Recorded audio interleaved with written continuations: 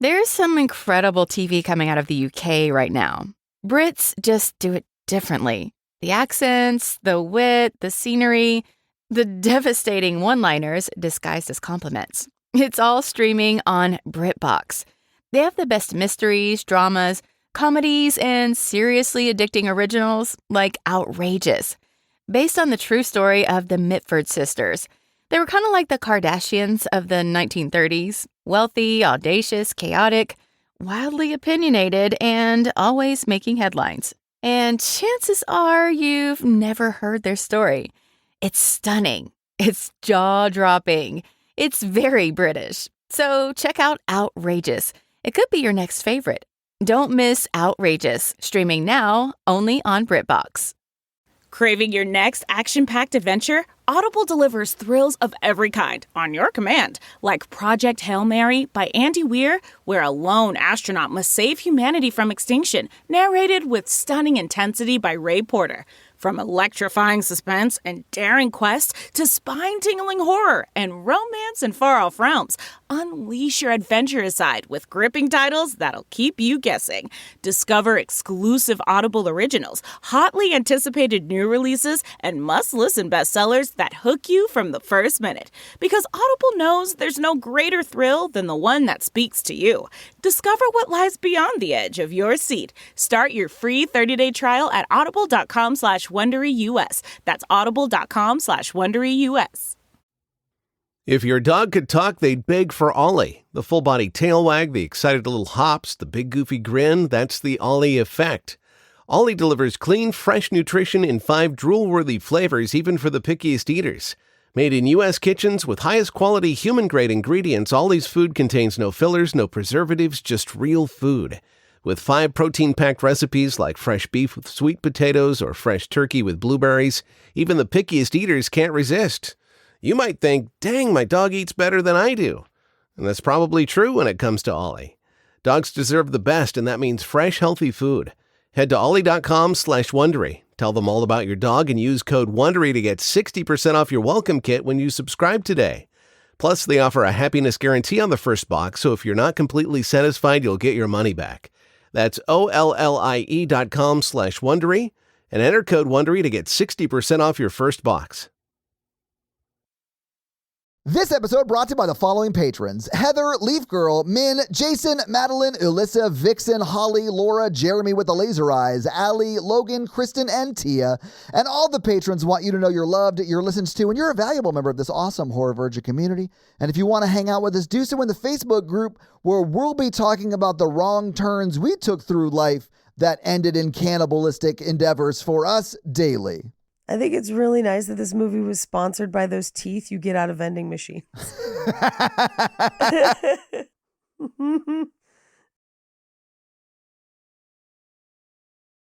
Paige, this movie was actually funded by the meat lobby because the only way a vegan gets to live is by turning themselves into a meat eater. To a meat eater. Oh my God.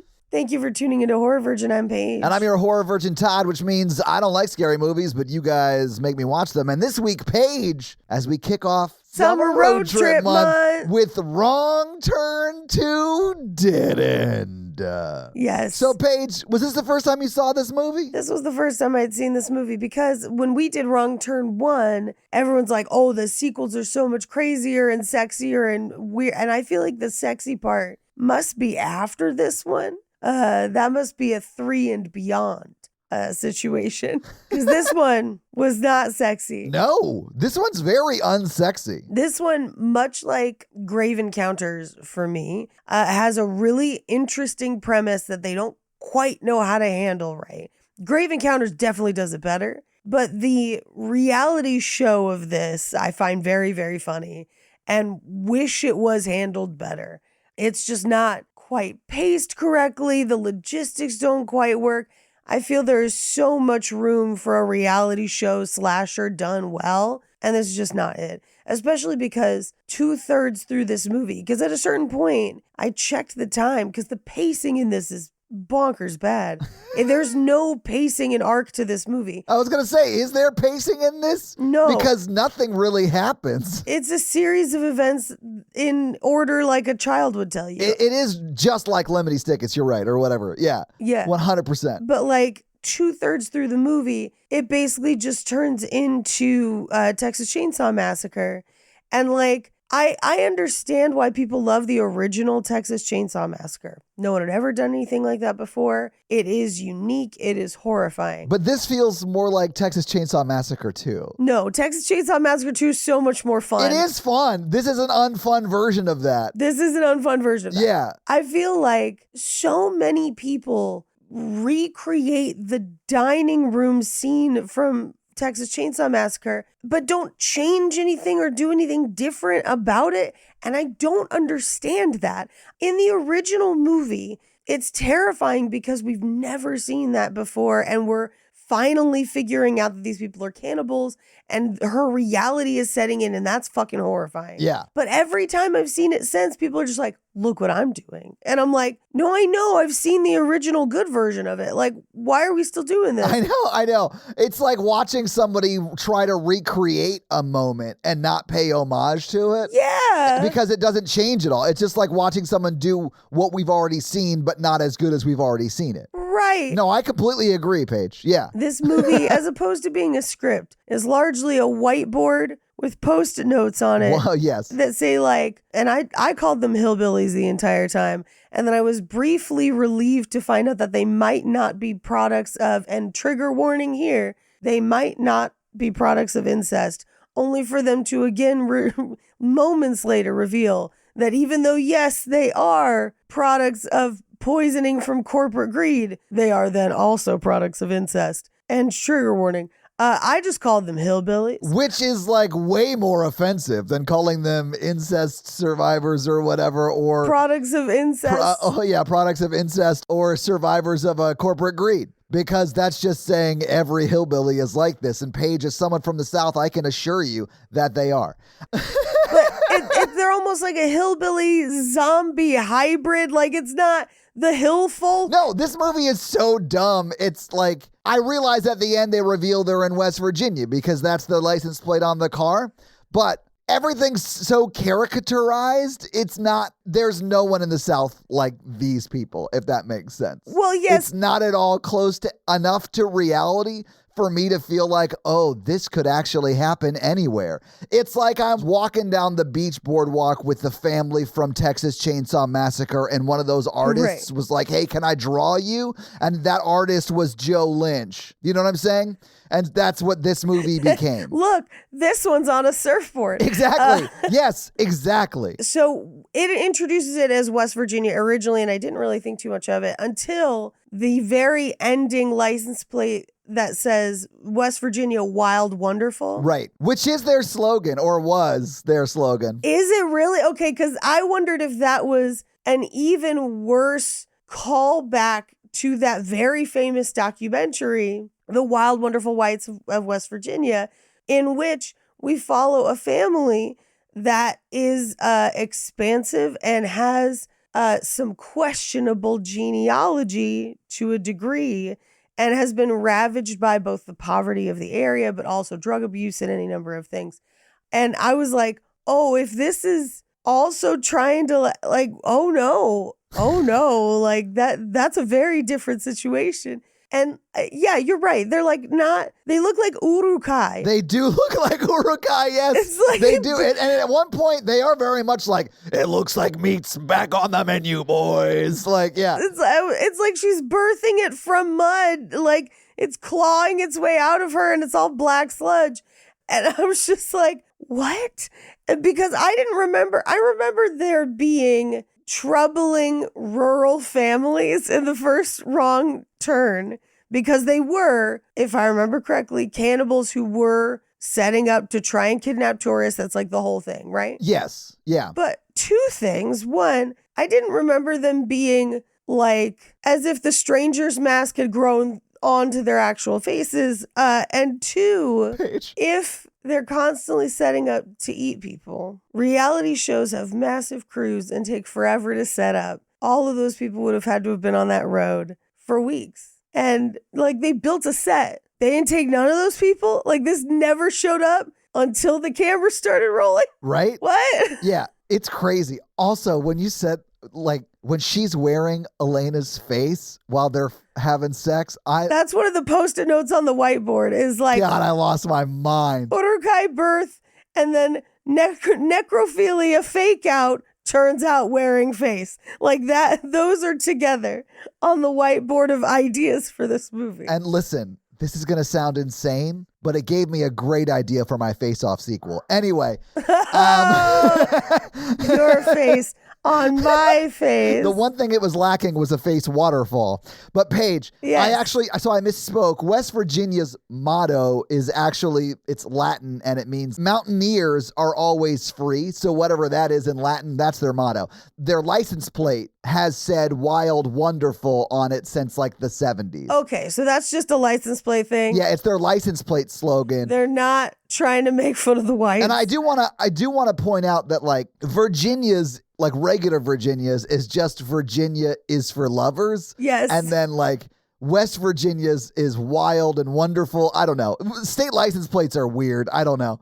Anyway, Paige, today was the first time I saw this movie too. Uh-huh. And I struggled to find things about it that I liked, largely because it is just a run-of-the-mill cookie cutter like horror movie that is like a little torture porn adjacent, and it's very of the time, if that makes sense. Yeah. Like we just watched Sinners. I know. So watching Sinners and then watching this, it's like, man. I know, it spoils you for movies for a while. I'm not even saying Sinners is like revolutionary cinema. There are tons of great movies that I think are up on that level. But going from Sinners to this, it feels like I went to just a movie theater movie, and then I watched someone's 48-hour film festival short, and that person expected me to treat it just like you would look at Sinners. Like, this is nowhere close to the kind of like horror movie that when I sit through and I'm scared by, I'm like, shit, that was a good movie. Right. There were points in this that scared me, but they weren't like, I don't think it's a good movie. I don't know. There's plenty to make fun of in this movie. Was it when the producer was trying to pressure people to have sex on camera? Because I was like, this is too real. I mean, I'm sure that happens. Yeah, I am all like, I've seen enough Hot to Handle. I've seen enough. Honestly, Love is Blind. Perfect Match. Perfect Match. Yeah, I've seen enough of the Nick Lachey family just ruining people's lives to know that happens fully, right?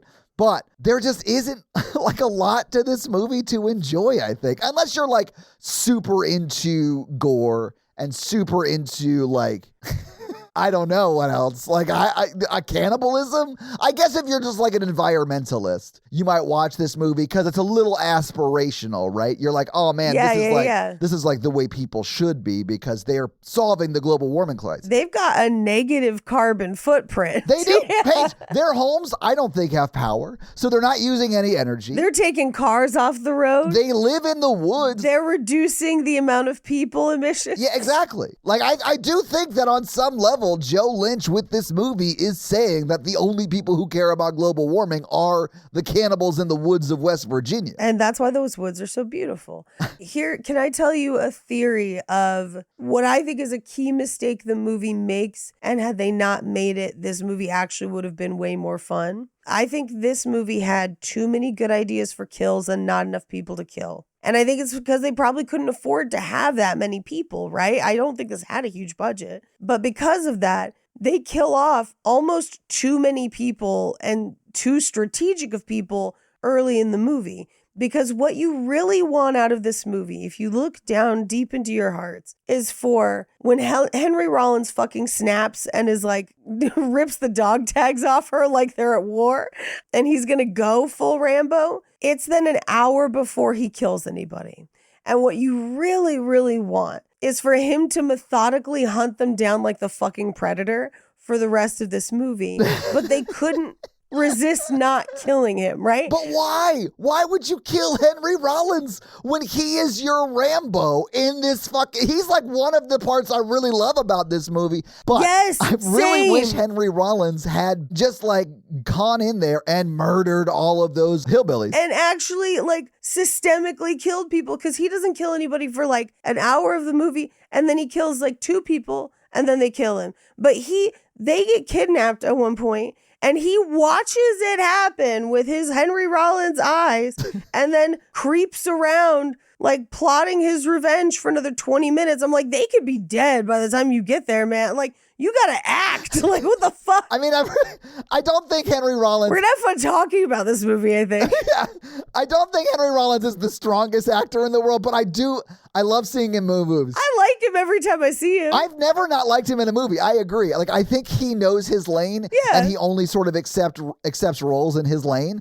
And this is definitely in his lane, which is very much like a Survivor host that I think definitely had some military background and is like a basic training sergeant vibe, Yeah. if that makes sense. Like, he is a hard ass, 100%. likes to yell at people, but also like he does seem like he cares about the people that are, I think he sees them as like, quote, in his charge. Yes. Which is his like contestants Yes. and like the Yes. director. And so he does feel the responsibility of these people's safety. And so like, I really did buy that he would go full ass Rambo. 100%. And I loved when he was like painting his face with I mud. wanted that for him. Me too. I was sad that Yes. it ended so soon. And in exchange, we got something that I think proves that this was definitely funded by like the meat lobby. And it was that the final girl was the vegan, not the producer who didn't even like want to be a contestant man, but the vegan who was like an asshole to her wins because she learned the power of eating meat. I was like, oh, okay, great.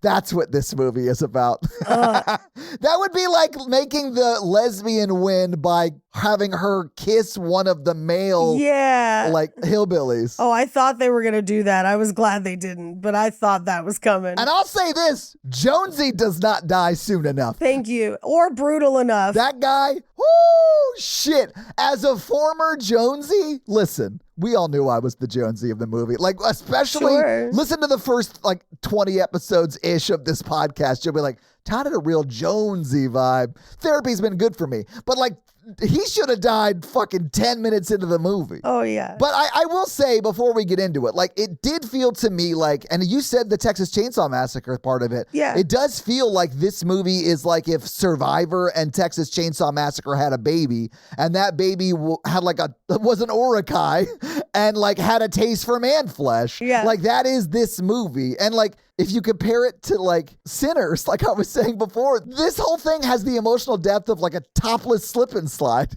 So like Sinners resonates with me a lot more than this movie is all I'm saying. Sometimes you want a topless slip and slide. Oh, Paige, I definitely think this type of movie fills the niche for people that like enjoy gore and stuff. Yeah, absolutely. What I needed from this topless slip and slide was... We should just start calling it that. Yes. Yeah, please. Yeah. Was Dennis Hopper with a bandolier of chainsaws. And a grudge to settle, Paige. And a grudge to settle. Fuck and yes. I needed them to let Papa Rollins off the leash with his square head, giant shoulders, and tattooed arms. Let him cook. Yeah, you're a real big fan of Black Flag, Paige. Yep, those are all the qualities you mentioned. Never expressed being one, but all I'm saying is I was never going to speak ill of this man.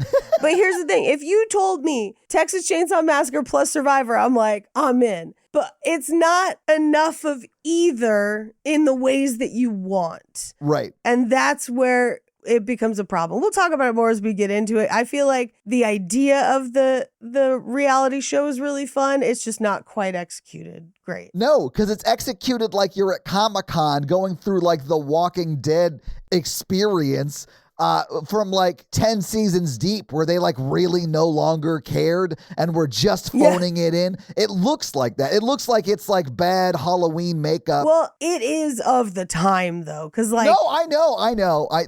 I know. And it is very much that switch over from film to DSLR where films got a lot cheaper to make. Yes. But during that time period, because the DSLR, that's digital cameras, sorry. Digital cameras don't look near as good as the film cameras because the f-stops gaps weren't where they needed.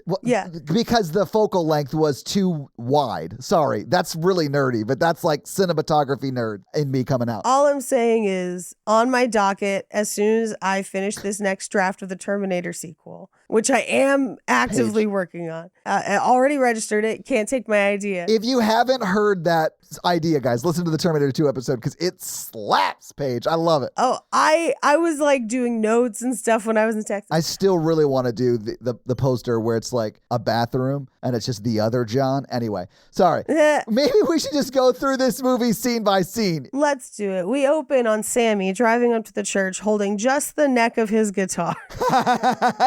And what I love about this scene is the flip. At this point, you think he's going to get comfort. At the end, you realize he's going, and this is a sign of another assimilation. Anyway, sorry, that's the Sinners episode. I apologize. Well, I'm just saying, this is the second movie we've done since Sinners that we were like, ugh. God. And I've done that joke twice. I'm going to keep doing it. Literally, you did the joke on the Friday the 13th episode, and this is just it's a runner now, technically, because we've done it 3 times or 2 times. I'll start putting other movies in. We open on Toni Collette looking into a house full of miniatures. No, but these are maybe the worst credits we've had in a long time. Yeah. Because it's just slow words, just like showing up in different fonts on the screen. And I was like, hey, man, I had Windows Movie Maker too at one point. I was like, why even have credits if this is what they are? Like, they don't tell you any of this story. Right. They don't tell you anything other than cast names, which you can, I'm not saying you don't do that. Please have that. Sure. But just like start the movie and put them up in the corner of like the lower third, right? You know what I'm saying? Right. Like the lower third of the screen, put it there. Like credits typically are. Like there's no reason to hold me hostage for 2 minutes while you literally slow roll into the title of the movie. Unless you're going to do something cool, right? Unless you're going to do something cool or tell me story. Like I'm cool with Halloween's credits where it's the pumpkin and like that's kind of cool, right? Yes. Like or start the story, right? I'll say the only credits that I would put close to this that I still liked was Bound.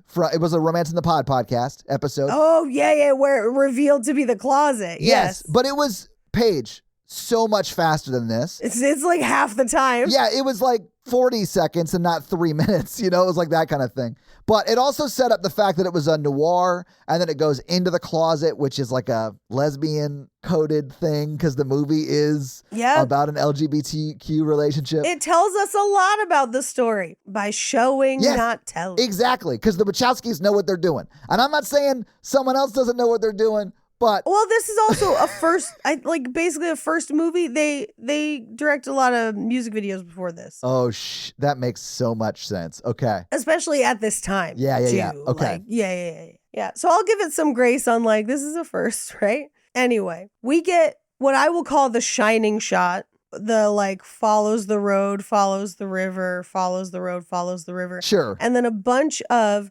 stock footage. If this is not stock footage, they did not correct their lighting well. I mean, it probably is, I would assume. It's probably just B-roll they shot while they were there, but they shot it at all different times of day and like, That's what I'm assuming. Yeah. Which, like, I get it. You have 13 days to shoot an entire movie. You just literally have someone running around with like at this time, probably like a Nikon D7500 or whatever. Like they're not the best cameras in the world, you know? So like, you're just getting what you can get and moving on. Your costume department is a Spirit Halloween. Yes, exactly. Like that's what we're like, the amount of Spirit Halloween limbs just laying around this movie. It's perfect. It really is. And you know what's funny about that is like some of the gore looks good. Some of the sets look silly, but some of the gore looks great. I was fine with the sets looking silly, again, because of the time and what they're trying to do with the reality show. Yeah. I think they used the same set of intestines 3 different times. I think so too. I saw that. Yeah. Okay. I'm glad I'm not crazy because I was like, I was like rewinding and like doing intestine investigations. I was like, I think I saw these same sausage-looking intestines in another shot. It's because they look kind of translucent and too pink that you're like, huh? Yeah. And then there's ones that look like animal casings that look completely different. But anyway, Yeah. we get a chyron that says Greenbrier Backcountry, West Virginia in Times New Roman. And I was like, how dare you?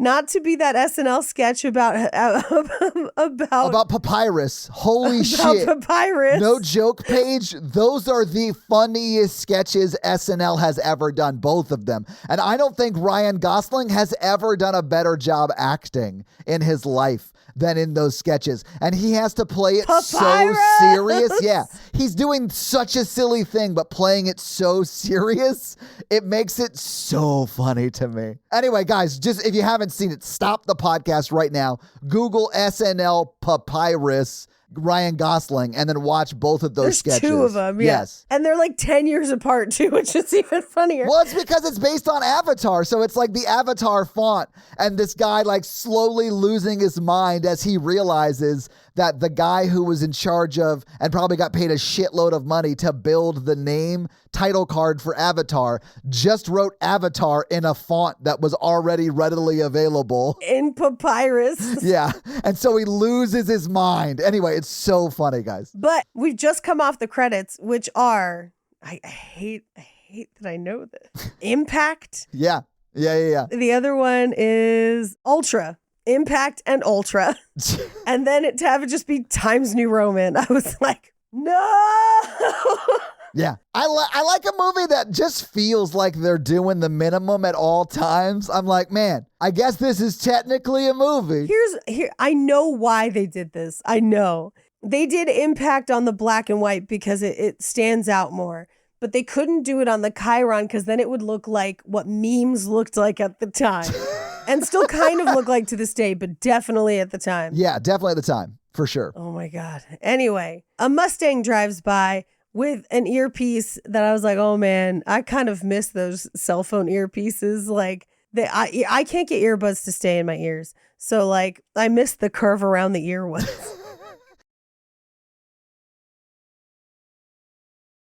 Anyway, she's driving. She hits a man in the road. And then that man just gets the fuck up like a zombie. I mean, and he looks kind of like an Urukai zombie. Yeah, absolutely.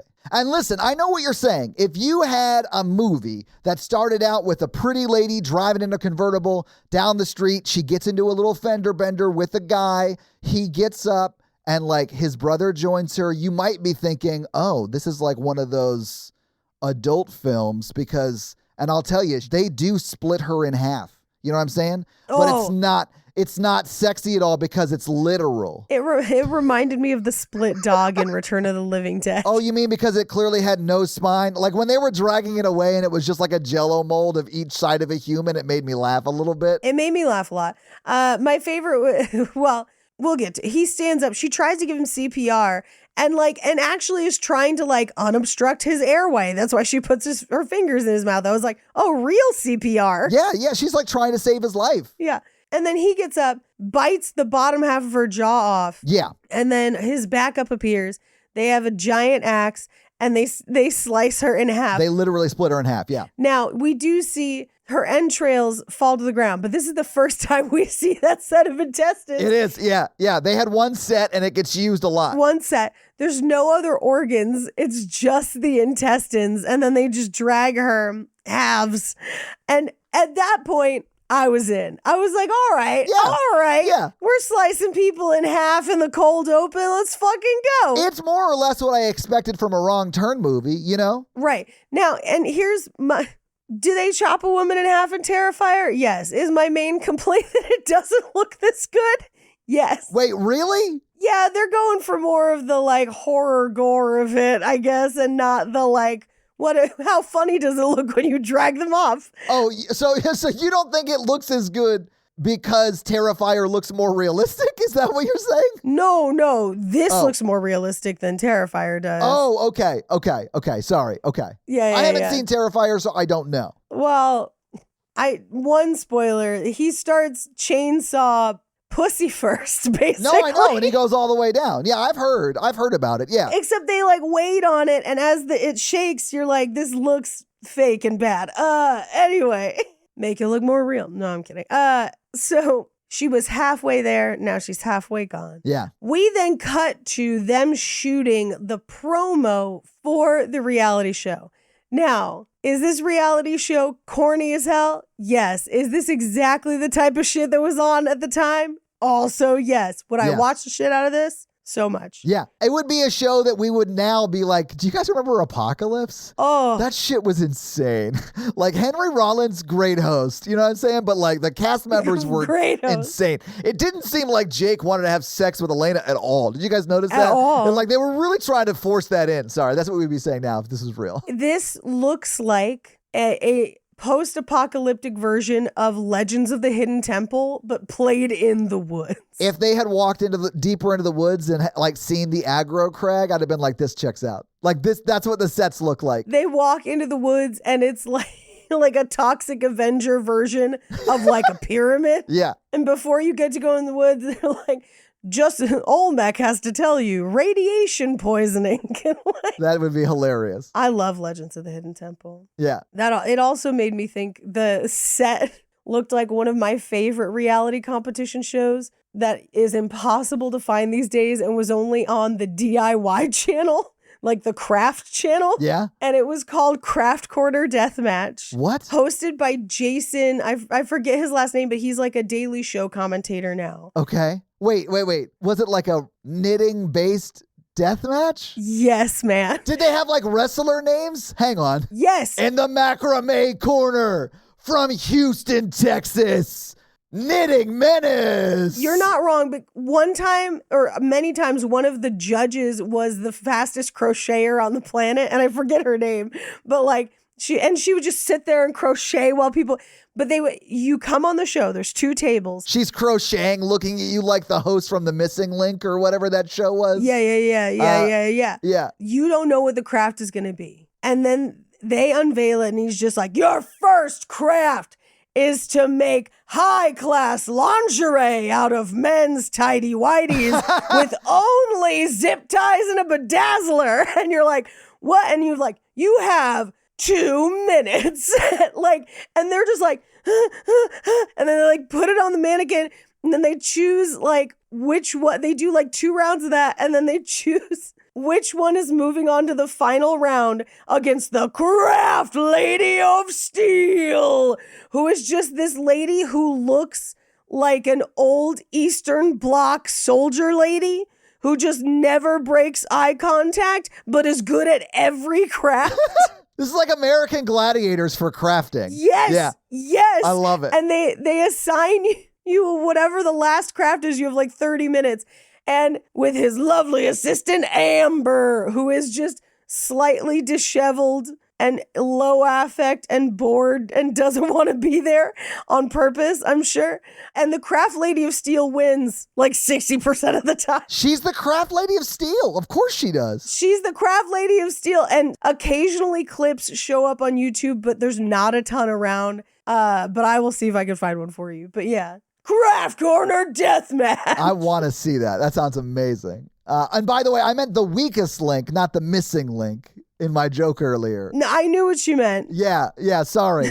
Missing link would be a way crazier show. I know. They like pan across. It's like regular person, Geico caveman. No, Paige, what it is exactly the same as the weakest link. But if you get the question wrong, a trap door underneath you opens and you just fall into the floor. Oh, you become a missing link. Oh my goodness. Anyway, the set very much looks like Craft Corner Deathmatch or Apocalypse Legends of the Hidden Temple. They should have had to climb the aggro crag like with zombies. Instead of Apocalypse Now, it's Apocalypse at some point. At some point.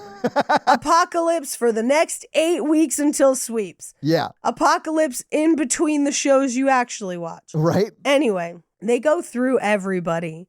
So they go through Elena, who is like ridiculous. She's the hot girl who's only there to be the hot girl. Right. And we reveal later that she is probably a paid actress who knows that she's just there to sleep with people on the show because of the conversation they have later. That is her vibe. Yeah. And she is definitely interested in getting screen time. So that's the vibe for sure. Yeah.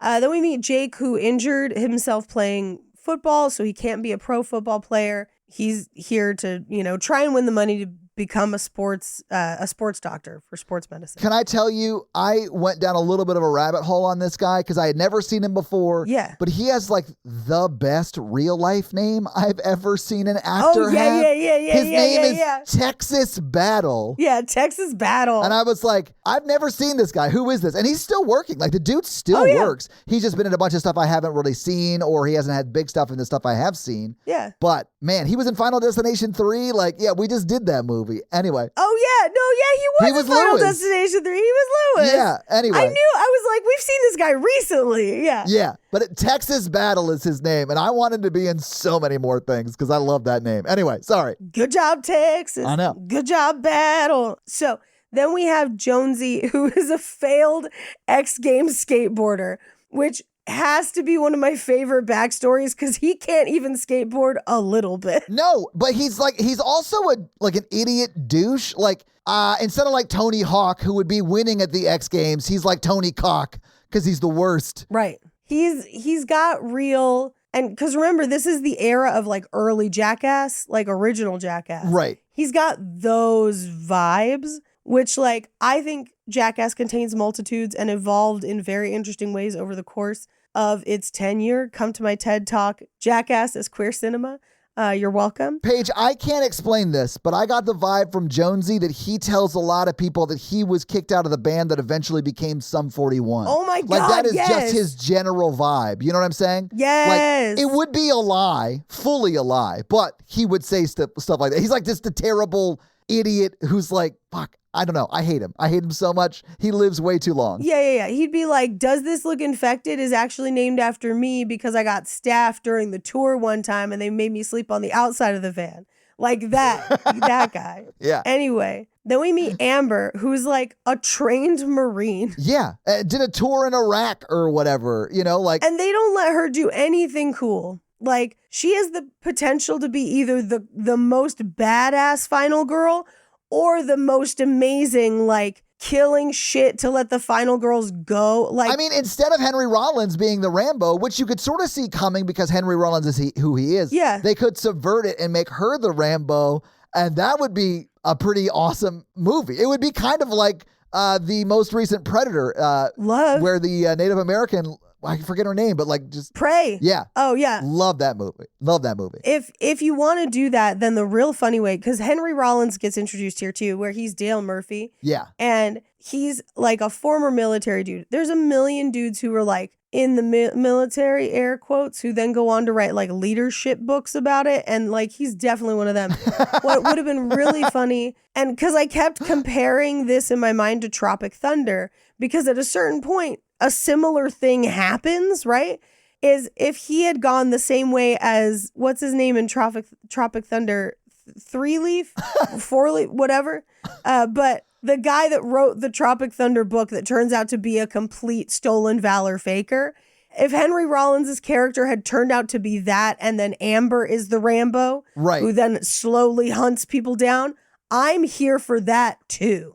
That would also be a great second act. Yeah, it would. That they almost, like, the most they give us is that she clearly has some survival skills, but like, she doesn't really get to kill anybody. She doesn't really get to do anything. Right. No one likes having to choose. That's why with America's best lineup of hybrids from Hyundai, you get the best of both worlds. Like the reliable and efficient Tucson Hybrid with America's best warranty. Or the stylish yet capable Santa Fe Hybrid with power to navigate the toughest terrain. It's like having your cake and eating it too. You know, if you could drive a cake. Hybrids from Hyundai. It's the best of both worlds. Visit HyundaiUSA.com or call 562-314-4603 for more details. But anyway, Kimberly Caldwell is also in this promo, but we already know that she half gone. Right. She's double half gone. She's fully gone, but they split her in twain. Baby girl, you're gone. So. Oh, are you gonna sing some sexy Maroon 5 at me real quick? Hang on. No, that's Girl, you're gone. That's Justin Timberlake. That is Justin Timberlake. No, we don't stand him. Remember what he did to Britney. Anyway, so we cut and they're like, hey, Kimberly still hasn't gotten here. And they're like, we'll just shoot, cut her out of the promo. Producer girl, you're in. And it turns out that the producer and like the director, M, are dating. He is wearing a Battle Royale shirt the entire time. I did love that. Yeah. Now, this, I feel like some people who have not worked around reality TV would watch this and be like, that's unrealistic. They would never do that. Lies. If you had any idea how many writers, like people who were hired to write for reality TV or producers, end up playing as contestants to fill out casts, you'd be shocked. You'd be shocked. In fact, if you go back and watch a bunch of reality TV, it's usually the person that only lasts 1 or 2 days. But the amount of times that if you go deep that you'll see people that you're like, is that like... But Paige, it's always the person who in their 1 or 2 days is doing nothing other than leaning into someone named Jeff's ear saying, did you hear what Jessica said about you? And then like just fading behind into the scenes and you don't see them anymore. Yeah. Or they're one of the people whose names you get once and then you never hear them again. Or they just spend the whole time on the zip line.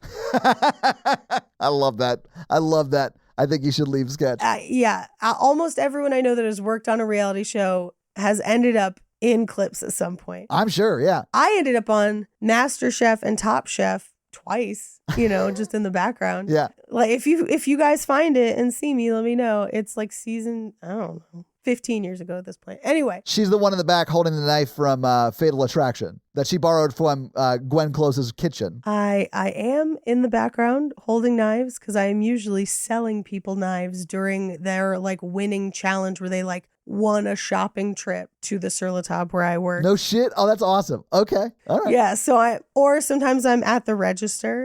Yeah. Nice. Okay. It's really funny where I'm like at the knife counter and then immediately at the register because they chose who they wanted to be where. Well, yeah, and then they don't shoot them at the same time, so they can, they just cut and move to the next shot. Yeah. Yeah. Anyway, but this is where we find out that the way they're going to shoot this reality show, which is not how they shoot reality shows like this at all, but the way that they've decided they're going to do it in this movie is they have wired the entire forest with cameras, which at the time, the technology for cameras like that, it would have been like trail cams. Like this would have looked terrible. Yes, it would have. But they did the air quotes Tropic Thunder thing of like, we've wired the whole thing for cameras. You just have to be where you're supposed to be and we'll trigger stuff. Literally trigger stuff by like tripwire. They show it in this scene. Yes. They have like alarms that'll go off if you trigger the tripwire, and then that tripwire will have an immediate challenge. And we only see one of these in the movie, but I actually thought this was like a cool idea for a reality TV show. Yes. And we'll get to what it is when she trips the challenge because we'll talk about it then. But I kind of liked that aspect of the reality TV show. It was kind of cool. Yeah. Well, and to give you an idea of how they do reality shows like this today, like Alone, there are always camera people within walking distance of the people on the show. Always. As a safety precaution. Yeah. Now. Of course. And because it could be something as simple as you tripping and twisting an ankle or breaking a toe or something like something that needs medical attention. They are legally obligated to like help you. So there's always people around. Yeah. Even on Naked and Afraid. And they're just told not to help you except in certain circumstances. And sometimes provide more challenges for you. Anyway, so we cut to Jonesy trying to get in good with Elena, and she's like, no. And then Jonesy tries to hit on Amber as well. She's not having it. They decide that they're going to put Mara in instead. And so now they're like, all right, we're just going to hike to this half a mile away to the, whatever the fire challenge thing would be in Survivor, where we're going to pick teams. Yeah. But this is also where we find out about Nina being vegan. Right. And it's like Jake is kind of positioned initially as kind of a dick. Yeah. Because he's like, hey, you dropped this granola bar because, whatever. That's technically cheating. You're not allowed to bring food with you. Right. And she's like, well, I'm vegan. There's not going to be anything in the woods I can eat, which that's not true at all. Like there's a lot of plants in the woods, but whatever. Right. She would just need to know how to do that and clearly doesn't. But I don't either. That's not me saying I do. I don't. But no. I need to stress for this show in this movie, none of these people are survivalists at all, and none of them have any gear or anything to help them. No. No one even has a backpack, Paige. No one even has a backpack. Yeah, I thought of that too. I was like, how are they going to survive? They don't have any tools. They literally just have the clothes on their back and nothing else. And they're in bell bottoms and like wedge heels. Like, Yeah. what are we doing? They honestly, a lot of them had like, and this is sort of the day, but they were rocking like fat bottom jeans and boots with the fur. It was like that kind of vibe. Yes. Walking through the woods. Crazy. You know, survivalist gear or whatever. We will find out later that Jake hid a flashlight in his sock, but they have nothing. Nothing. Even Naked and Afraid gets a backpack. Right. Like, this is crazy.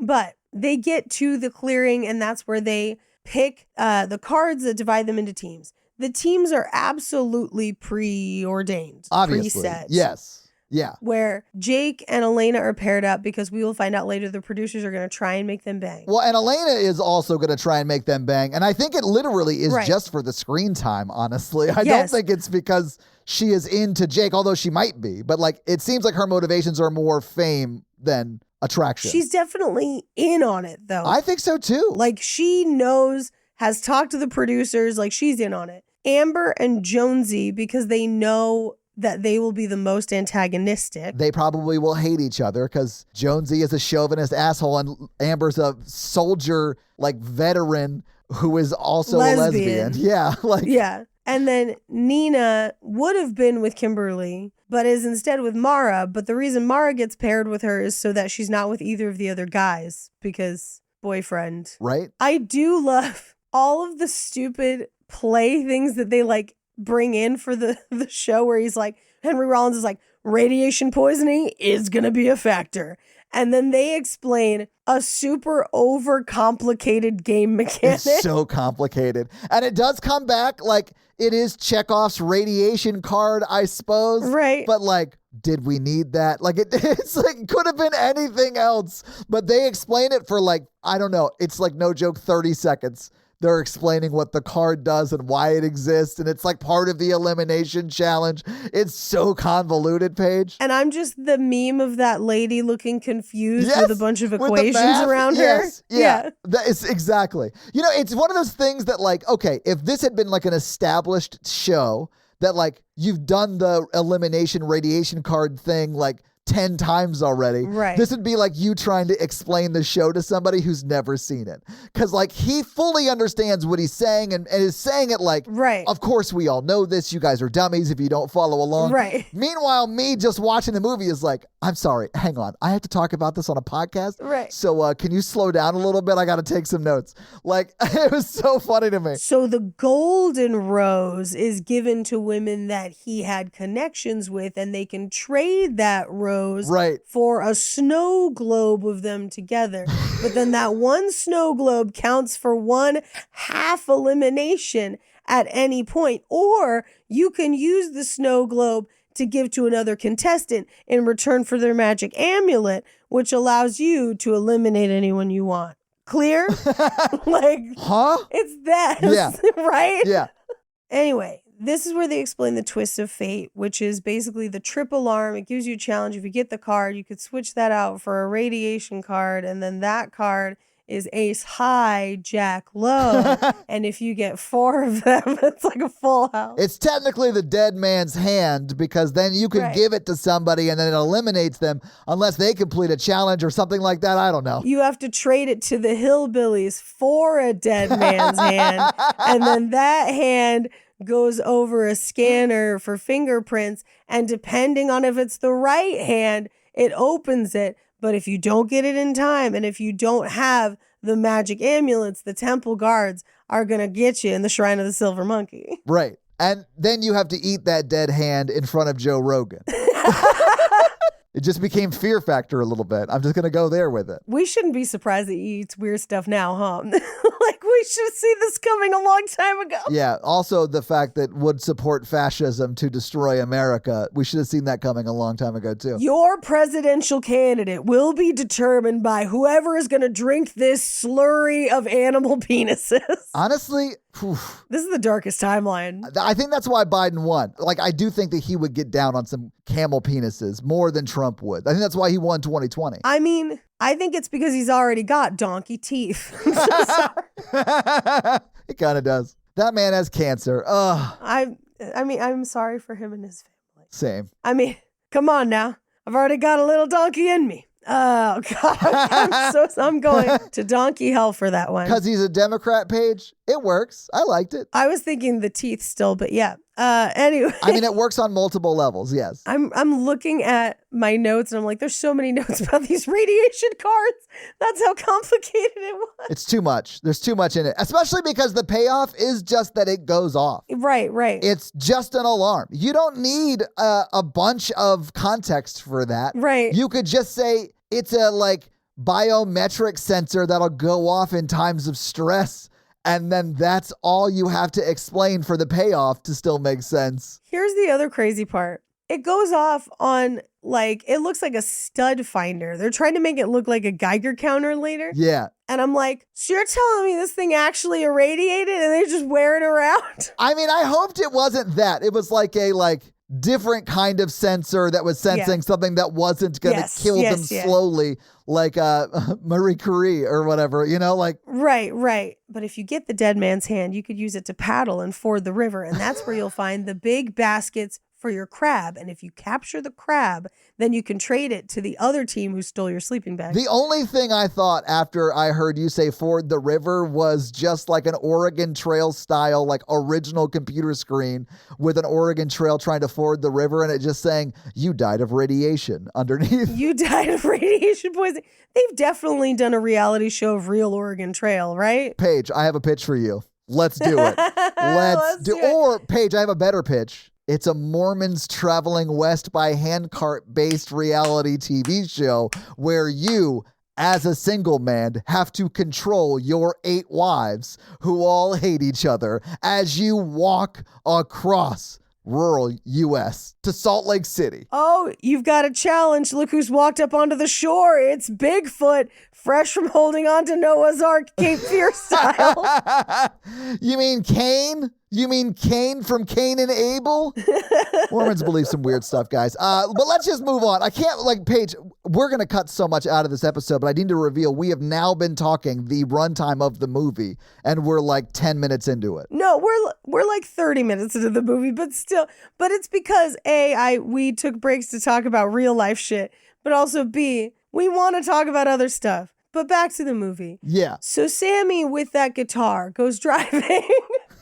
Anyway, I love the next scene because essentially they're like, all right, go forth. And Jonesy immediately makes a joke about deliverance, essentially. Yeah. That's who would live out in these woods. Right. Now, we did deliverance. Deliverance is scarier because they're people who look like people. They're not Urukai. They're not Urukai. Yeah. But I love that Henry Rollins just gets right up in his face and is like, I grew up 2 towns away from here and I've never had sex with a pig in my life. And I'm like, what is this?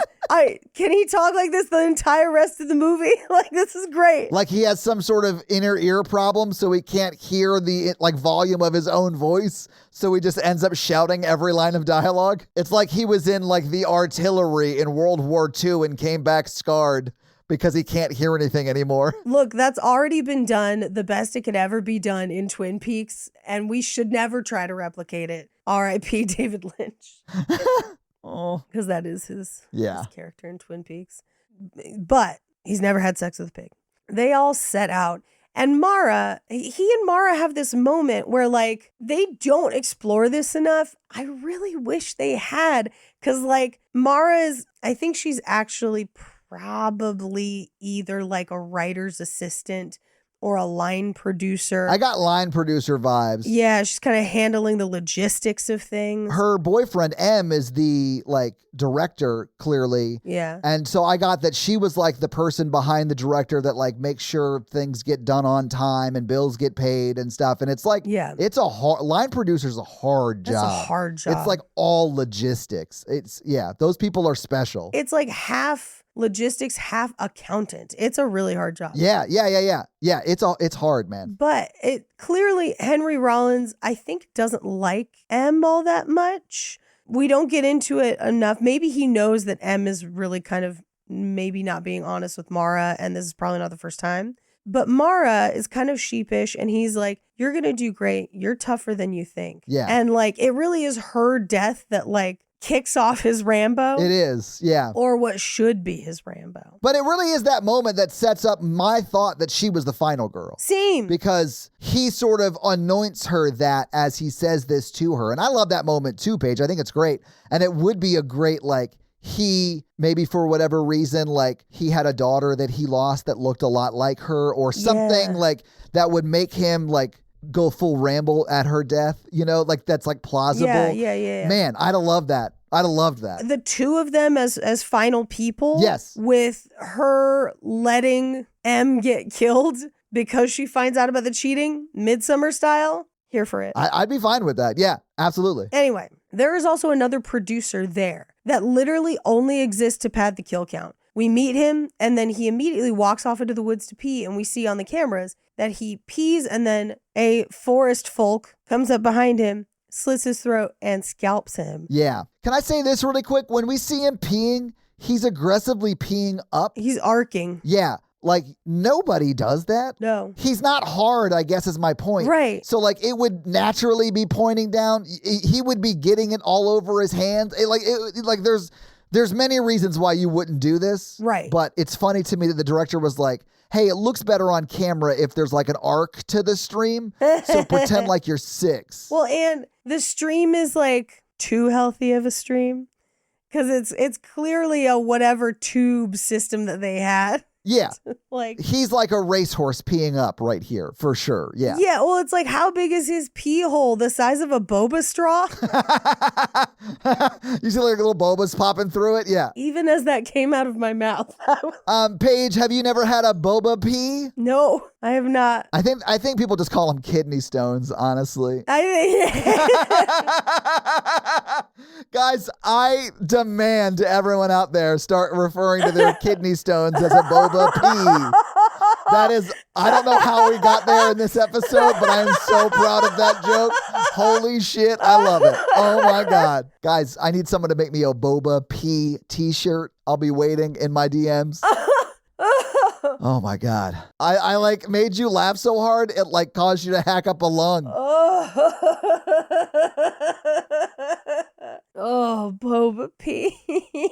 Anyway, there's one more tripwire that they have to set. So Henry Rollins takes it. He's going to set it up, which is very chill for like the host of your show to be like, I'll handle this. You're whatever. Yeah. But he goes off on an ATV and somebody shoots out the wheels of his ATV and he's like, what the fuck? Like weekend warriors. And he like looks out into the forest, sees a forest folk, and then he throws a knife and just like, boom, gets that guy. And you're He's like, kind of a badass. Yeah. Hell yeah. Henry Rollins, let's go. Yeah. Right? We then cut to Amber, who is also already tracking through the forest and has made a spear with a broken arrow. Like Amber's like, we're not alone in these woods. Yeah. Well, and she's also like kind of a badass because she's like a veteran who saw combat. Like, yeah. Yeah. But we then cut to, or I guess it's still Amber, because Jonesy just won't stop talking. She's like, shut the fuck up, man. We've been out here for 3 hours and I haven't seen any animals or birds. Yeah. Which we will find out why later. But I went to the vortex in Oregon that they believe to be a natural magnetic field, and they also don't have any birds or insects. And it's really interesting because it's like in the middle of the forest and it's like freaky quiet. It was one of the things that really inspired my pilot. It's a good pilot. Thank you. I'm just getting into writing stuff. So like I haven't written a pilot yet, but I've written a bunch of really bad co-pilots. So anyway, so this is where she reveals that she is a lesbian. Yeah. And he's like, oh, so we're on the same team, which like straight guys don't do that. Yeah, they're not on your team at all. No, you're not involved in the sport. Exactly. They're not going after the same type of people you are just because you both are into ladies. Like guys that say that are taking in zero account of the other person's consent. You know what I'm saying? Like, yeah. Well, not only that, they don't have any nuanced view of lesbian relationships. It's like when people ask lesbians which one of you is the boy. Neither. Right. That's the point. If one of us was, neither of us would be into this. Right. That's like the whole. Exactly. Yeah. If you remember our Immaculate episode, our guest Rachel has. I love Rachel. An incredible clip on Instagram right now where she breaks that down even further. I saw that actually. Yeah. It's hilarious. It's so As good. almost all her clips really are. Like, she's very funny. I love Rachel. Yeah. Incredible. If you're not already following Rachel, follow Rachel. Yeah. Anyway, so we then cut to M, who had taken Jake and Elena off to do what, like, he's like, oh, we're going to do interviews. I'll shoot with them first. And he's shooting with them. And Elena's like trying to put the moves on Jake. I mean, you say putting the moves on Jake, but she's not really putting the moves on Jake. She's just like saying things that are somewhat flirtatious while stripping down naked. Like, Right. if she was trying to seduce him, she would be doing it much slower. And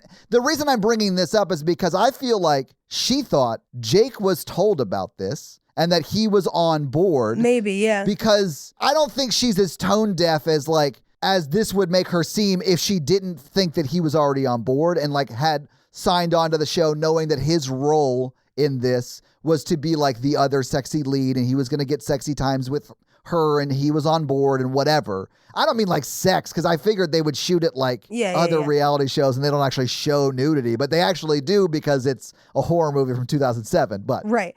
I don't know that she thinks he knows as much as she thinks anyone would be into this. that is such an overabundance of confidence that, God, I wish I suffered from having. I know, right? Because that I would never assume that ever. Anyway, but yeah, you might be right. That might be the case. Because she does strip down like she's never had an unsuccessful seduction attempt by doing this. And then like kind of gets in the water and is like, hey, Jake, you want to come get wet? Well, that's later. We aren't even at that point yet. They're just on the log. Sorry. They haven't even Okay. gotten to the beach yet. But My bad. Yeah, you're right. But it's like on Too Hot to Handle where people get rejected for the first time and they're like, does not compute. Like, I don't, what? Honestly, it's so funny to watch hot stupids get rejected for the first time. Oh, hot man. stupids find love. So we cut to Mara and Nina, and Mara triggers one of the tripwires, which means they have to go down to the river and try and get the antidote for this thing. Like, you've been poisoned or whatever. It is really just Mara that has to do it, but Right. yeah. But it's like an actual challenge. Like, she has to run. She has 2 minutes to get down to the river, which fortunately it's feasible. Like, she gets down there in time. But it's not just like at the riverbank. She has to like climb out onto a log that's over like the rapids below her. And she does get the thing she's got to get and like fall into the water. And it's a little precarious for a moment, but she gets out, sticks her card in, and it like stops the, I guess, radiation leak or the anthrax. It was anthrax poisoning is what she got. Yeah. And by God, I mean, that was like her like Monopoly chance card that was a part of that tripwire. She didn't actually get anything. It's the dead man's hand. Yeah, You got to it's the dap it challenge. up, and then you got to assemble the statue. And like, anyway. Yeah. I do love that Nina's like, I'm sorry, I should have helped you with that, or whatever. Right. Because Nina does kind of soften. She does. Yeah, right before she gets murdered. Yeah, she does kind of soften a little bit. They make you like her a smidge. Yeah. Right. But then we cut to where Jake and Elena have walked to, which is kind of this like little lake area, like this little kind of bank. And M is clearly trying to get them to shoot something sexy. Elena's stripping down. And Jake is like, whoa, man, you said you wanted a family show. Like, if my family sees this, they're going to be fucking pissed. Like, I'm not going to be a part. I'm going to play the game, but like, I'm not part of this. Right. And he's like, great, well, I guess I have to rethink storylines and whatever. Yeah, and this is where Elena is like, well, I still need my screen time. And she very much like, Yeah. I mean, she just starts blowing him right there. I think it actually implies later they had full on sex though. Yeah, because But- she's putting her underwear back on later. Yeah. Exactly. Yeah. Anyway, and he's like, all right. Like, he does not hesitate, really. At all. Like, there's no, like, no, don't do this kind of, I'm dating Mara, who's in the show and who, like, at any point could walk by and see us. He says, he's like, Mara's kind of the one. I don't really want to mess it up. But that's all he says. He never steps back, like, Yeah. he still kisses her. It's like, Yeah. Yeah. It's not good. It's bad. Anyway, somebody sees it from the woods. Well, it's Mara. Well, not yet. Well, I guess this is actually a quote hillbilly. Mara sees it in a second, though. A forest folk, yeah. Yeah. But Mara and Nina are kind of recovering from the challenge. And this is where Nina's like, I'm sorry I didn't help. But like, no offense, I need the money, like, for stuff. And as they're walking through the woods, Mara does see it. And at that point, Mara's like distraught because she's like, I didn't even want to be on this show, but I thought he was the one. He was like my best friend. Like, what's going to happen? And this is where we find out why Nina needs the money. Yeah. Because she found her fiance and her best friend together, and he had maxed out all her credit cards for credit card debt. And so she has to pay it back. And she's like, but don't worry, like, you will be better off. Don't worry. We'll go kick his ass. We'll put him in the hospital. Don't even worry about it. Yeah. And she's like, I don't want to do that. I'll handle this my own way. Yeah, I just got that Mara was going to fully break up with him and like have words with him, but she's not a violent person. She's like, I'll just break up with him. Right, He's right, an asshole, but I don't want to beat anybody up, you know? Well, and this is where we feel like she's going to be the final girl, because they've kind of set up that like now she has an arc of like, she didn't want to be this. She didn't think she was strong enough, but she's proved that she is stronger than she thought. Henry Rollins thinks so too. And like, it can be her in defiance of M winning this thing. 100%. Right. But it's not. She's like almost the next death, more or less. Yeah, she basically is, because we cut to Amber and Jonesy find the barbecue and steal the food and bring it back to the main circle. Right. Which, spoiler alert, that's not, well, I guess it is food technically. It's long pig. They think it's pig. Yeah, but it's not. It's long pig. Because how dare you call Kimberly a pig? Yeah, no, she was very thin.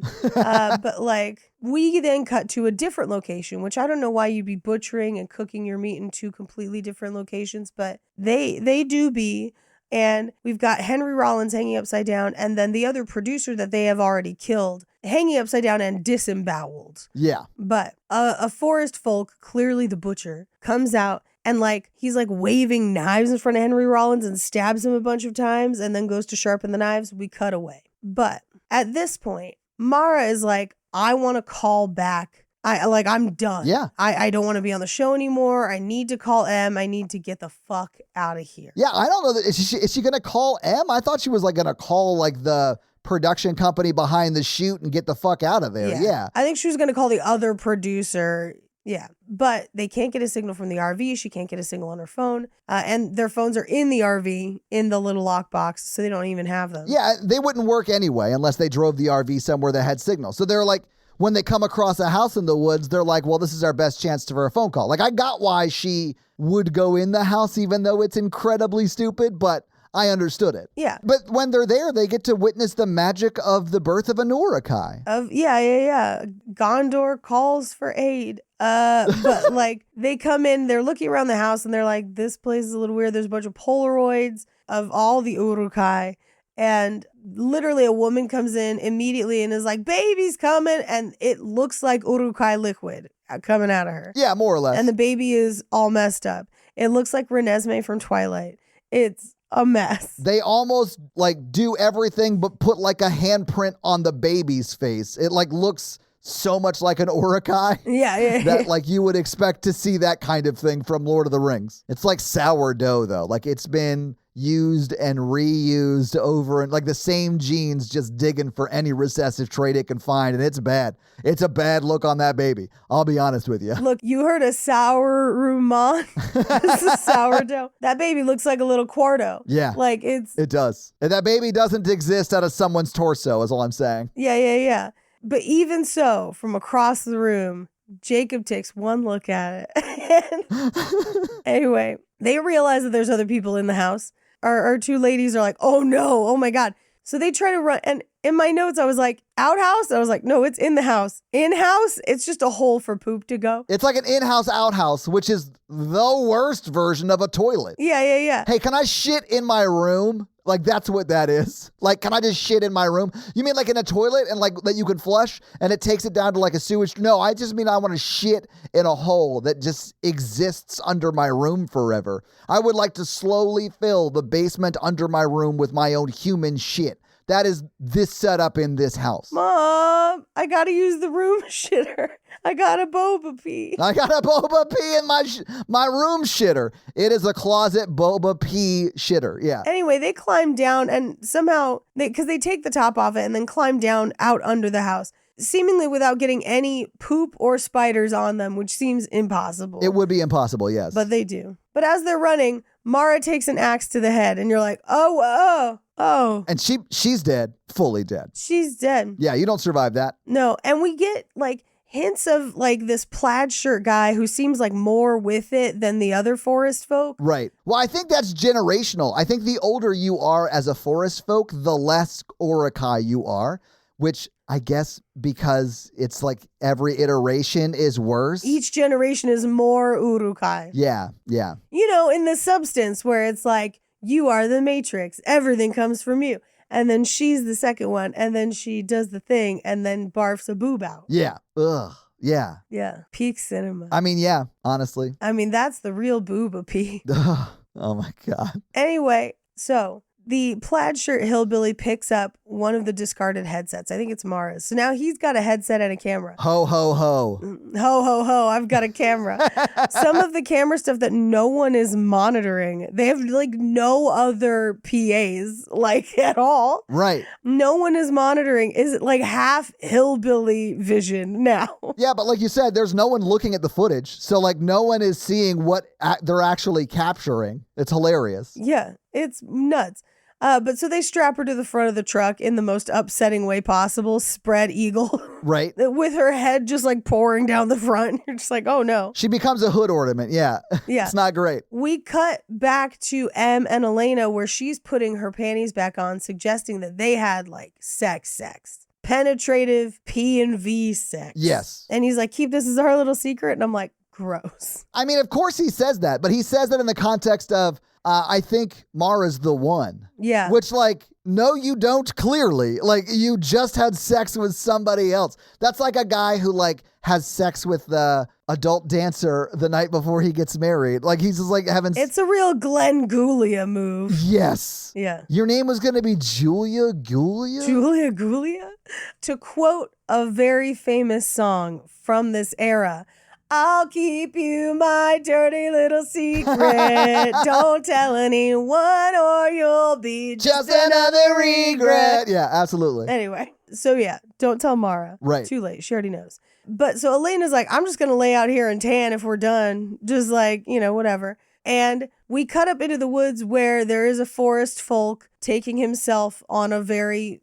He's taking himself on a pleasure cruise, for sure. Yeah. Yeah, a pleasure cruise. Yeah. A 3-hour tour.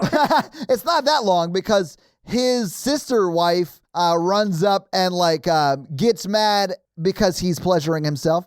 And then takes it out on... To the other lady. Yeah, and then takes it out on the lady who had nothing to do with it. Like, literally was just minding her own business post-sex. Yeah. And got murdered because, she took it out on the wrong person page. Right. And we do see her spine poke through her back. And that is gross. But it is gross. Cool effect. It is cool, yeah. But after they have brutally murdered her, the two of them start making out. And you're like... Oh no. Yeah. Why do we have a close-up of this? Like, this is a part of it for them. This is how Orakai get down. You know what I'm saying? Yeah. They're like, they never should have taken the Eagles, my precious. Like, Anyway, meanwhile, Henry Rollins wakes up and they've brought Mara's body to where he is. And he manages to get out and like, he checks on her and she dead. And he I love that he rips her dog tags like a war movie. Yeah. Because all of the their show scanner things are like dog tags. Yeah. And it's almost like he takes them just like Rambo. Yeah. And you're like, it's perfect. all right. And then he takes his knife, stabs it down into the cutting board and uses it to cut his restraints. He knife fights that other forest folk. And then gets the gun and blows that guy into the lake. It's awesome. It's fucking rad. Yeah. And at this point, you're like, awesome. Is this now Black Flag First Blood? Is that what's about to happen? I mean, honestly, would watch that. Yes. Yes. Right? No. We cut to M getting back to the camper or the trailer. So he's now checking the cams. He's like, oh, Nina's cam is off. And he gets under to try and reconnect. But who should be there? The other two, forest folk that were just, having sex over that dead lady's body. Right. They just get in the driver's seat and drive the trailer away. And it's attached to a whole bunch of stuff. And so I love that it drags Video Village behind them. It does. You see monitors being pulled behind it. It's like they definitely destroyed those monitors. Oh, yeah, immediately. Yeah. And then they stab him with an arrow. We assume that he's dead. Incorrect. He will die worse later. Yes. But we cut back to the set that has that fake fire pit where they're all eating that barbecue that's definitely people meat off the barbecue fire pit. Yeah. And the three of them, because it's Amber, Jonesy and Jake, they all kind of bond. They do. They talk about what they're planning on doing with their winnings, right? Yeah, what they're planning to do with their money, where like Amber owes her dad a bunch of money because he doesn't approve of her lifestyle. So she's trying to like pay him off and never speak to him again. Yeah. Jake wants to go into sports medicine because he can no longer be an athlete. So he wants to like still work in the space and like help athletes. And Jonesy wants to start Firefest. Yeah, yes. That is who Jonesy would grow up to be. So maybe this movie was a kindness. It was a cautionary tale for sure. Yeah, he's like, first of all, I want to buy some time to party with Ja Rule. Step 2, island. Step 3, make this poor man blow people for water. Watch the Firefest doc. It is alarming. It's wild. I'm excited for the Ocean Gate one that's coming out in a couple days. Oh, I saw the preview for that. I can't wait. Yeah. Oh, we cut it out earlier, but we can leave this part in. Todd and I were talking about documentaries, and one that I watched is The Quilters. Yeah. About men who make quilts for children in the foster system while they are incarcerated. And it is very moving and heartfelt, and I highly recommend it to everybody, especially if you're a crafter or a quilter. It's very, very sweet. Anyway, so Mara's dead. Nina comes running up. She's like, Mara's dead. And admittedly, Jonesy said, he's like, this is part of the game. They're playing with us. Mara's his girlfriend. Absolutely, she was a plant the whole time. Right. He calls that part of it, but he's wrong, right? He's wrong. But like on a normal reality show, he would absolutely be right. Like, and I do think that's a really fun thing. I wish they spent more time on that in the story of like drawing that out of like, is she a plant? Is she not? Right. Because it's revealed right here that that's not. I mean, Yeah. later in this scene, because they see the tattoo and they're like, well, and because it's Nina that runs up on them, right? Well, Nina runs up on them and he thinks they're like pranking Nina. Right. I was just saying that as they run away with Nina because they see the tattoo, like they know it's not, oh, she was just a producer and what you saw was special effects. Right. So like they don't draw that out at all. They don't. And like, and admittedly, like they do something similar in Tropic Thunder when Steve Coogan's head gets blown off and they're like, oh, special effects. It's clearly not. But Tom Cruise is the only one that, not Tom Cruise, Ben Stiller is the only one that believes it's special effects. Everyone else is like, that guy's dead. I don't know what to do, or whatever. Yeah. But in this, it's like they start something really interesting and then just immediately resolve it. And it's like, oh, but that could have been like, we could have picked at that scab a bit. Anyway, so they're like, well, the RV's just over the ridge. We'll just get to the RV. And so they're running and Nina steps on a nail. Yeah. And so Jake stops to like try and like stop the bleeding and put some pressure on it. And she takes off her wristbands, revealing she was a cutter. Yeah. And he's like, oh, when I got my injury, like I met a lot of people and like rehab is a whole yada, yada, yada. Yeah, he's like, I met a girl who did similar things, but she used a bandana to cover it. So I like noticed the signals or signs or whatever. It's just like showing him as like a sweet, kind person who like is observant and like in tune with the people around him. It makes you like Jake even more. Yeah. And also gives you some more information about Nina that kind of makes her a more sympathetic vegan. Right. Yeah, you're like, I guess her farts are cold, but like she's fine. Like she's fine, I guess. She's one of the good ones or whatever. Even though she farts cold. I know. Well, by the end of this movie, she's got some warm ass farts because she bites that dude's neck off. That's true. Also, I love that Mikey, a man who professes to almost never fart, feels like he's the authority on what kind of farts come out of other people. I don't want to know where he garnered his research. Definitely not at home. Anyway, we cut to what looks like the same house as before. And it's a man hanging a bunch of real gross looking fish outside. Yeah. But Henry Rollins rolls up. They're mutated fish. They're mutated fish. Yeah. And he goes into the house. He initially holds a gun on this guy, but this guy seems to just be a normal folk, not like an urukai. But he's older. He's much older than the urukai, which will come back in a second. Yeah. And so Henry Rollins is talking to him and he's like, what's going on with the everything? And he's like, oh, yeah, man. So the paper mill, because we know there's a paper mill from the beginning. Yeah. It sits right on the outskirts of town. They're like, when they left, they polluted all the water. So it was all poisonous. Everything kind of turned and it caused the chemicals they were using caused a lot of birth defects. And most families left the area, but one family stayed in the holler. and the birth defects were really, really bad. And then they and at this point I was like, oh, thank goodness they're not products of incest. It's corporate greed. And then he was like, but then they continue to have children. You're like, no, there it is. Yep. So it's both. Yeah. It's both. And each subsequent generation, unfortunately, suffers worse effects from both the poison and being product of incest. Right. So at this point, Henry Rollins is like, that's wild. Why did you stay? And he's like, well, I gotta stay close to my boys. And you're like, and he's like, you killed my boy. And so they get in like a fight. Henry Rollins grabs a bunch of dynamite, lights one, puts it in the guy's pants, and he explodes. But this is how now Henry Rollins is like, I have a shotgun, ho, ho, ho. Exactly, yeah. We cut to the other people running through the woods, specifically Amber and Jonesy running, and they see what looks to be two forest folk having sex. But then when they look closer, they're like, hey, that looks like Elena, the girl that oh no. And they go to like run up on her. And at first I was like, oh, if it is Elena, I hate that. Well, because we know Elena's dead. Yeah. We know she's dead. But it turns out, no, it's just other hillbilly girl wearing Elena's face. So they're role playing. Yeah. I referred to this in my notes as the fuck off moment because it's also sort of a play on Face Off, but now they're having sex. Right. And it made me go, oh, fuck off. That's gross. I hate it. That's real nasty. But they literally stop having sex immediately and just chase them down. It's almost like they were doing this as a trap. I think so, but like... It's so weird. I hated it. Who was gonna trap who? Thanks for the memories. Even though they weren't so great. Yeah. Anyway, they go running. And as they run, Nina falls into like a trap, which is like a hole. And at this point, I checked the time and I was like, how can there be 30 minutes left of this movie? I feel like I've been watching this movie for 4 years. And like, the truck is back. They all like decide that they're going to split up and meet at the mill. And Jake's going to get Nina. The other two are going to go to the mill. And it seems like all of the forest folk are also headed to the mill. Yeah. Nina has to relocate Jake's shoulder. And they end up getting chased and have to jump off cliffs.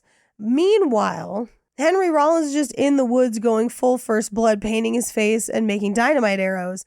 Dynamite arrows that they only use once. I know. I wanted to see like a ton of dynamite arrows, honestly. Yeah. I want to see him like on like from the trees, just like dynamite sniping people all like. Yeah, like go full Rambo. Like, let's do it. Yes. I want to see him turning these hillbillies into blood mists. Yes. I wanted an End of Predator moment of like, I'm here. Come and fight me! Yeah. But at this point, Jonesy's still alive on Fort. I know. And he runs right into a booby trap. And Amber's like, I'm not leaving you. I'm going to find a way to get you down. She reaches for an axe. She's booby trapped too. Then plaid shirt forest folk comes out and has his younger son, I think. I think it's his son, nephew. Yeah. Yeah. Brother, cousin. His nephew. Yeah. And he's like, oh, you take the arrow, you shoot him. And it gets Amber through the back of the skull, all the way through Jonesy's eye and back out. So it gets them both. They're both super dead. Yeah, it's killing two humans with one arrow. It's that whole trope. Right. Meanwhile, Nina and Jake make it. They don't hit any booby traps. They get to the paper mill. And they're looking around to try and figure out, like, well, why didn't they beat us here? And, like, is there a CB radio? And they find, like, the skeleton of a little girl that was hiding, which is really messed up. And they see, like, the tubs that say birth defect. So, like, all these clues. And they find just a whole bottom floor of cars and things that they've stolen, including their RV, where they think they hear M yelling and being tortured. Right. So they try to go save M, but it is just a video of M being brutally murdered, like his head cleavered off. Which means these hillbillies shot it, and now they're like watching it back. Right. Which, like, okay, I don't think they have the know-how to do that. I'm not saying these people are stupid. I'm just saying this is not technology from the world they inhabit normally. You know what I'm saying? Right. And I don't think they would know how to, like, properly set up a camera to film and then take it back and, like, download the footage and then play the footage. It's crazy. Todd, and then edit the footage into a loop. Yes. Because they can't predict when these people are going to show up and be there. Yeah. Oh, God. Anyway, Meanwhile, Henry Rollins / Rambo is watching all of this. Like he's also there at the paper mill. He has also made it there and watches them get fucking kidnapped. And they could have just murdered them. So, and he doesn't intervene. It's bonkers. It is bonkers. But so she wakes up in a cage because they gotta do the Texas Chainsaw Massacre dinner. Right? And they do it. Gotta do it. They do it. And they don't even have the good grace to have a chainsaw fight on top of it. Like, come on. No one pulls a ridiculously long chainsaw out of a short shelf. Yeah, no. And like, really, that's what it's missing. Yeah. But they're like butchering M, and then they're like cutting little pieces off of Jake to like as testers, like it's Costco or something. But they then like threaten to shoot Nina. She, there's no bullets. They're like torturing them. Yeah. And then they put her at the table with razor wire on her wrists. And I'm like, okay, so this is just the scene from Texas Chainsaw. That's it. And it's meant to be like maybe a little triggering because she's a cutter and they put barbed wire around where she cuts typically. Like, I see what you're doing. Yes. Right. But then they like try to force feed her, which is super gross. Right. And the whole time it's cutting back and forth to Henry Rollins just like walking. It's like, dude, you watch them get taken. You're in the same place. Like, what are we doing? And then we see him kind of watch the mom putting like the pieces they're not using into a giant, what is definitely a paper shredder, but they're using it as a meat grinder. Right. Which, I mean, would work on bodies because it would crush up anything, really. Yeah. It's like metal and yeah. Yeah. Well, and at this point, I was like, okay, any day now, Henry Rollins. Like whenever. And as he's trying to walk up on them, something triggers the radiation thing. It's the like beeper, which maybe they took out of the van or who knows, but it's Chekhov's beeper. And this is where the two younger forest folk are going to chase him. And so he cuts his arm, leaves a blood trail. Yeah. They follow it. He shoots them with a dynamite arrow. It explodes. Oorah. Nice. It's great. Yeah. Yeah. He goes back to Nina. He gets her arms out. He cuts Jake down and he's like, okay, Nina, you go. There's an exit there. All right, Jake, you go. And you're like, oh, fine. And then literally the second they leave, a forest folk shows up and just murders Henry Rollins. And we're like, motherfucker, the dude spent most of the movie just creeping around. And saving people. Right. Yeah. But we cut to, and they get him with like chain chucks because they shoot him with a couple arrows and they stab him. And it's like a chain with like metal cut balls on it. I don't fucking know. Anyway. Yeah. They go after Nina and Jake, and Nina kind of gets out, but Jake doesn't. They get Jake and they're trying to put him in the grinder. Nina to the rescue. They go in, they fight. They end up like using the log on a chain to knock both the older forest folk into the grinder. Yeah, because normally you would throw logs in that grinder, I suppose, and it like mashes it up to make paper out of the dust or whatever. I don't know. To make wood pulp, maybe. Yeah, that's what I assumed too. But instead of it going in the grinder, it hits both of the Urukai and they go into the grinder because they're in between the log and the grinder. Now, is this like a metaphorical grinder? Or it's not one you can eat, although the cannibals would turn this into a grinder. So yeah, I guess you could sort of, you could, yeah. Hoagies and grinders, navy beans. Oh my God. Loaf sandwich, sloppy Joe, they're dead. And so Joe was one of their names. They're dead. What? Yeah. Now all I'm seeing is like a Chris Farley looking Urukai dancing dressed like a lunch lady. Oh, give it to me. I'm going to go watch Lunch Lady Land right after this. So good. And then the Papyrus episodes. Yeah, and then Papyrus. And Craft Corner Deathmatch. They drive off in the Mustang. And as they drive away, we see that they also got the Hawaiian shirt producer dudes. And they're feeding fingers to that creepy Renesmee alien baby. And that's the movie. So having seen the movie, having talked about the movie, what did you think about Wrong Turn 2, Dead End? I would rather watch Texas Chainsaw Massacre 2. Personally. Oh, yes. At least Texas Chainsaw Massacre 2, whereas it is crazy, is fun. Right. This is not so much. Yeah. I didn't really love this movie. I guarantee you I will never watch it again. And I understand why this movie sort of ended the franchise for a good number of years until they just decided, I think, to just reboot it. And they revived it, and apparently they get crazy, and there's like a whole bunch of them after this. So, well, after the reboot starts. But I don't think there's any direct sequel. Yeah. Anyway, but Paige, do you have any fun facts for us? I have some. Well, hit us with your fun facts. Wrong turn. Fun facts. It's just some. That was funny. Sorry. The opening scene with Kimberly Caldwell was supposed to involve Eliza Dushku playing herself. Oh, that would have been great, honestly. Which honestly would have been great. Yeah. But Kimberly Caldwell, this is her film debut. She worked for 2 days on the movie. According to the director, Joe Lynch, 300 gallons of blood were used in the film. I always love when we find out blood quantities. That's my favorite. Yeah. Also, Joe Lynch's voice can be heard as cackling laughter from Three Finger, which is the name of the, I believe, older forest folk, or seemingly older forest folk, after unsuccessfully trying to get the actor to get that kind of laughter to come out. I think probably because of the prosthetics. And also, Three Finger was in the first film. So it's like a character that spans the two, and so they were trying to make it match. Oh, if it was the guy from the first film, it's not the oldest dude. Three Finger is one of the Urukai. He's an Urukai looking dude. Yeah. He's like the one that bites. I think he bites her face off, or he's the one with the axe. I think. Oh, in the beginning, cold open. There we go. Yes. So they had to ADR that laugh. Now, the original script involved the 2 surviving characters of the first movie returning, but they ended up scrapping that idea. Fair enough. In the original script, when Elena tries to seduce Jake and then later M, she's supposed to be completely nude the entire time. Okay. But ultimately in the movie, she's only topless for a short amount of time. I'm guessing that's probably a ratings choice. I would assume so as well. This is the only film in the Wrong Turn series that doesn't contain at least one scene of drug use.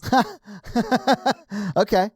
This was shot in only 25 days. I said 13 is a joke. You said 13 is a joke. I'm honestly glad to hear it wasn't that short, but yeah, that's really quick to shoot a movie. Like, yeah. Yeah.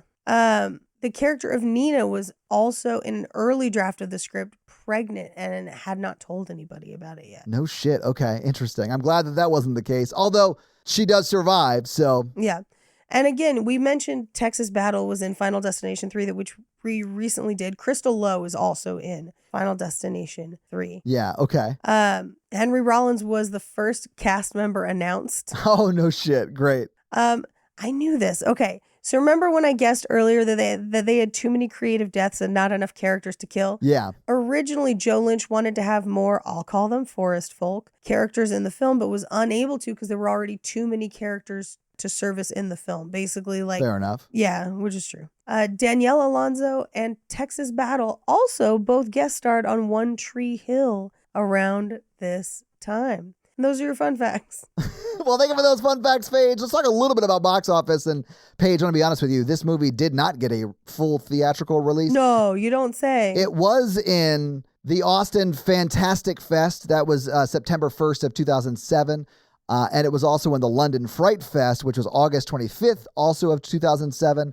But those were the only theatrical releases it got. It does have a budget, obviously. Do you want to take a guess as to how much that budget was in 2007? In 2007, I bet this had a $4 million budget. You are exactly right. It was $4 million.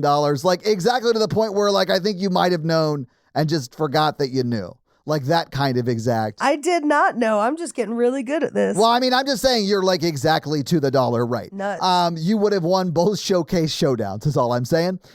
This movie skipped, I think, because it was too good, the theatrical market, and went straight to video. Now, I will say this. It might have been the right call, although it probably would have made its budget back in the theaters too, because the $4 million budget isn't crazy. I could see $4 million revenue from box office if it went to the theaters, but it did okay on DVD. It made $9.2 million in home video sales, that's double the budget, right? It was number 9 on the Billboard DVD sales chart, selling 131,774 units in its first week alone.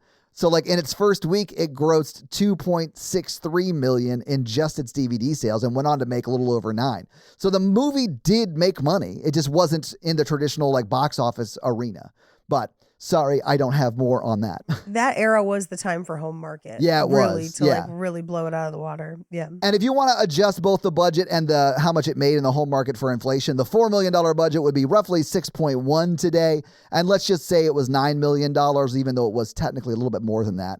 If you adjusted that, that'd be almost $14 million today. So it's like, it did make money. You know, it was a successful movie, albeit not at the box office. But Paige, that is, however, your box office. Do you want to hit us with that scary scale? Sure. Our scary scale is the scale of 1 to 10 of how scary we found the film today, with 1 being Ghostbusters and 10, ironically, being Texas Chainsaw Massacre. Todd. I'm going to give this a 2 because it's not very scary. There is some like, ugh, kind of moments, but it's not that bad. But yeah, I'm going to give it a 2. Yeah, I have this at a 1 for me, because gore don't really mess with me all that much. So Yeah, that's fair. but that's your scary scale. All right. Well, this week you made us watch A Wrong Turn 2 Dead End as we started Road Trip Summer. Yes. What are you making us watch next week as we continue this theme? I'm so excited to do this. This is pulling back from my film school days.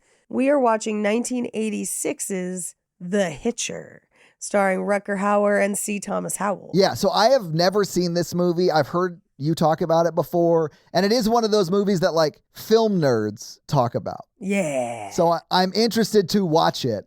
So your homework for next week is to watch Rutger Hauer at his most Hauerness in Yes. The Hitcher. The Hitcher, the original Hitcher. Maybe we'll get around to do the remake another time, but for right now, we're doing the original. Hey, Todd, do you have any reviews for us? Oh, I do. Okay, so little peek behind the curtain because of Friday the 13th that was last Friday and some travel stuff. Paige and I had to record a bunch of episodes back to back to back. So technically, it's the same episode as the most recent episode, and that episode is the monkey that came out most recently, right? It's also why I sound so bad for so long. I know, it's because we recorded all of these episodes the week Paige was sick. Paige has been sick for months. It's like, no, Paige recorded 5 podcasts in a week. I know, that's what it was. But yeah, so I'm going to read one of our more recent comments, but it's not from our more recent episode, but it's from our Terminator 2 Judgment Day episode, and I liked it so much I wanted to read it. It's from GK Bose, and they said, seeing Linda Hamilton in this film inspired me to hang up my ballet shoes and become an athlete. Fuck yes. I went on to run track for UCLA. This movie shaped my life. And I love that I love that anyone for you. had that arc after watching Linda Hamilton in that movie because she's a badass. So She's a badass. GK Bose, thank you so much for that comment. And also just for generally being awesome. And if you want to have me read your 5-star Apple review and or Spotify comment, leave us one of those things and I'll do just that.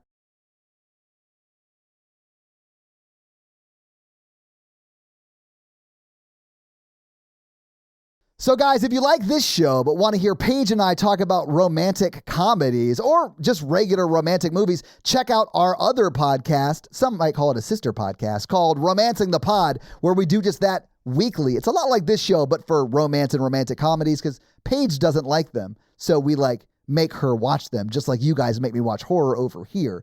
But if you want to follow me, I am at Todd J. Awesome on all the social media. Paige is at Rampage Wesley on Instagram?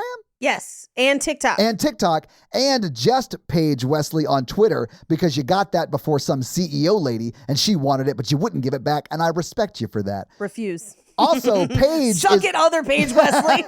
Paige is also on another podcast. It's great. You should check it out. It's called Cult Podcast with Armando Torres, who is a wonderful person. And if you want to support this show, go to Patreon at patreon.com/horrorvirgin, where there are a lot of great levels and a lot of great things. We do the Patreon shout outs at the beginning of every episode. We do listener requests, stuff like that, bonus episodes. So you'll be getting all of that content, plus episodes a day early with no ads, and who doesn't love that? So sign up for the Patreon and get a lot of great stuff. That's going to be it for us this week. I'm Paige. And I'm your horror virgin, Todd. Keep it ooky spooky. Yeah, have a road tripping kind of week, guys. Bye! I hope the remake of this series gets way better, nerds.